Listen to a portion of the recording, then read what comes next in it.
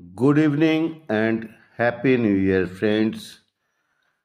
আশা করি আপনারা সবাই ভালো আছেন, আমিও ভালো আছি। হ্যাপি নিউ ইয়ারে আজকে এটা আমার দ্বিতীয় উপস্থাপনা। আমার আজকের এই উপস্থাপনা আশা করি আপনারা সবাই উপভোগ করবেন এবং ভালো লাগবে।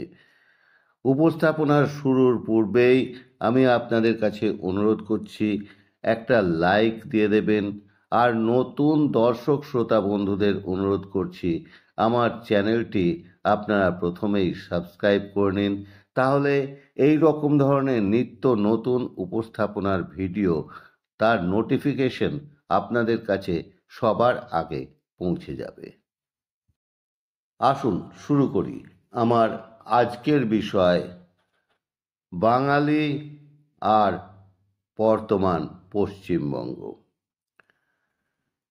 বিহার সেরা দেশকে আইএএস আইপিএস দিয়ে, আর বাংলা সেরা 100 দিনের মাটি কাটার কাজে। অধ্যাপক ডাক্তার সুজয় পালিতের লেখাটি নিজের কণ্ঠে আপনাদের কাছে শেয়ার করলাম।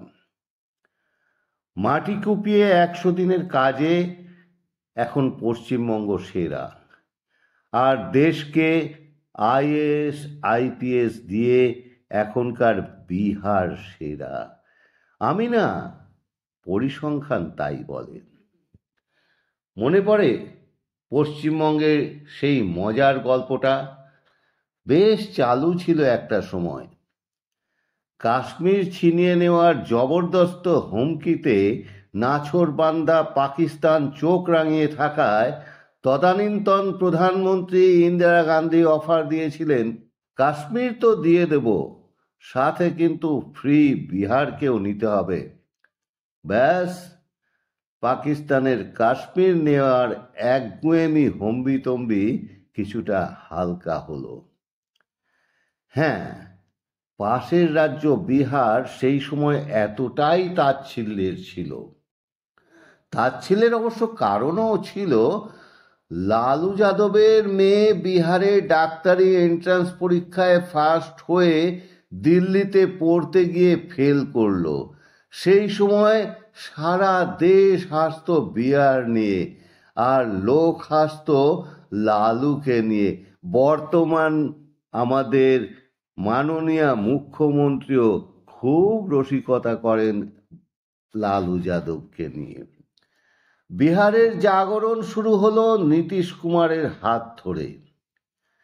পরীক্ষায় টোকাটুকি বন্ধ করতে পাশের হার অনেক কমে গেল, তাতেও তিনি অটল রইলেন। কোয়ান্টিটি নয়, জোর দিয়েছিলেন কোয়ালিটির ওপর। যে মদ থেকে রাজ্যের প্রচুর রাজস্ব আসে বা আসতো, রাজ্যের যুব সমাজকে বাঁচানোর জন্য সেই বিপুল পরিমাণ ক্ষতি সহ্য করেও নীতিশ কুমার সেই মদ বন্ধ করলেন। নীতিশ কুমারকে বিহারের বিশ্ববিদ্যালয়গুলির আচার্য হতে হয়নি, তাতেও পরিবর্তন হলো বিহারের মানসিকতায়। হাতে পায়ে গাজোয়ারি করে নয়, মেধাধী শক্তি অর্জন করে নিজের যোগ্যতায় ভারতীয় স্তরে চাকরি অর্জন করতে শিখল বিহার। বিহারের সাসারাম প্ল্যাটফর্ম তো আপনারা সবাই জানেন, মনে আছে? সাসারাম প্ল্যাটফর্মে প্রতিদিন বিকালে জড়ো হতে শুরু করেছিল কয়েকশো ছেলে মেয়ে। গ্রামে তাদের কারেন্ট ছিল না। প্ল্যাটফর্মে ইন্টারনেটের সুবিধা আর কারেন্ট দুই পাওয়া যায়। সেই সুবিধা নিয়েই তারা স্টাডি করত জিআই, জিকে, কারেন্ট টপিক, অঙ্ক, ইংরাজি। তারা বাংলার বিদ্যাসাগরকে অনুকরণ করেছিলেন। বিদ্যাসাগর ল্যাম্পপোস্টের নিচে পড়াশোনা করে এগিয়েছিলেন, ইংরাজি শিখেছিলেন। লক্ষ্য একটাই, জাতীয় স্তরে সরকারি চাকরি পেতে হবে। সারা ভারত অবাক হয়ে দেখেছিল সেই ছবি, বিহারের প্রতিজ্ঞাবদ্ধ যুব সমাজ। কিছুদিন আগে ভাইরাল হয়েছে আরও একটি ছবি। পাটনায় গঙ্গা তীরে সপ্তাহের শেষে জমায়েত বহু যুবকের। রেলের চাকরির ফ্রি কোচিং আর টিপস দেওয়া হচ্ছে সেখানে। সেই কোচিং নিতে পাটনার গঙ্গার ঘাট, মহেন্দ্র ঘাট ভরে গেছে। এবার তুচ্ছ তাচ্ছিল্য করা মাউরা গুটখাখোর খোট্টাগুলো আমাদের সব লুট করে নিল। প্রাদেশিকতার জিগির তোলা কূপমণ্ডুক পশ্চিমবঙ্গের দিকে তাকানো যাক। স্বাধীনতার সময়কালীন মনীষী সমৃদ্ধ বাংলার স্বর্ণযুগের গর্বে গর্বিত বাঙালি জাতি এখন ক্লাব, মদ, তোলাবাজি, রাজনীতির অন্ধ গলিতে আবদ্ধ। নেট পেলে পাবজি খেলে রিল বানিয়ে ভিড় করছে বেকার ভাতা, লক্ষ্মী ভাণ্ডার, কোথাও কিছু ফ্রি দেওয়া হচ্ছে কিনা সেই লাইনে। বাকিরা ভিন রাজ্যে পরিযায়ী। একটা পিছিয়ে পড়া রাজ্য কিভাবে নিজের চেষ্টায় ঘুরে দাঁড়াচ্ছে, জাতীয় স্তরে প্রতিষ্ঠার জন্য লড়ে যাচ্ছে। আর বাঙালিরা মাউরা গুটখাখোর খোট্টা বলে গালি দিয়ে বাঙালি বাঙালি করে আজও শূন্য গর্ভ আত্মগরিমায় মেকির তৃপ্তির চোঁয়ার ঢেকুর তুলে যাচ্ছে। পাশের রাজ্য নীতিশ কুমারের বিহার, নবীন পট্টনায়কের ওড়িশা, ওখানেও সব ধর্মের লোকজনের বাস।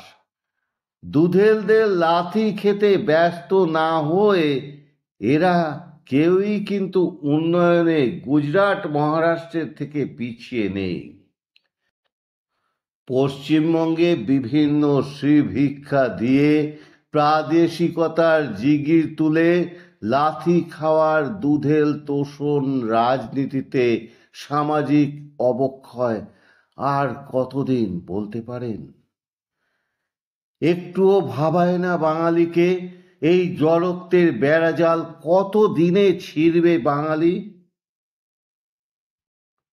মাননীয়া আর কতদিন তোলাবাজির ঢালাও লাইসেন্স দিয়ে, মদের দোকানের ঢালাও লাইসেন্স দিয়ে বাঙালি জাতিকে সর্বশান্ত করার জন্য ব্যাঙের ছাতার মতো গজিয়ে ওঠা লটারির টিকিটগুলোর বারবারন্ত বৃদ্ধি করে? আর কতদিন মাননীয়া, আর কতদিন? ওনার তো একটা পত্রিকা আছে জাগো বাংলা, পারেন তো জাগো বাংলায় আমার এই প্রতিবেদনটা ছেপে দেবেন, জাগো বাঙালি জাগো। ধন্যবাদ বন্ধুরা, আমার আজকের এই প্রতিবেদন আশা করি আপনাদের ভালো লেগেছে। যদি ভালো লেগে থাকে আমার কণ্ঠের এই প্রতিবেদন আপনার সকল বন্ধুবান্ধব, আত্মীয় স্বজনের মাঝে ছড়িয়ে দেবেন। আর পরিশেষে বলি, আমার রবির কবিতাঙ্গন চ্যানেলটি আপনারা সাবস্ক্রাইব করে আমাকে আরও এগিয়ে নিয়ে যাবেন। ধন্যবাদ।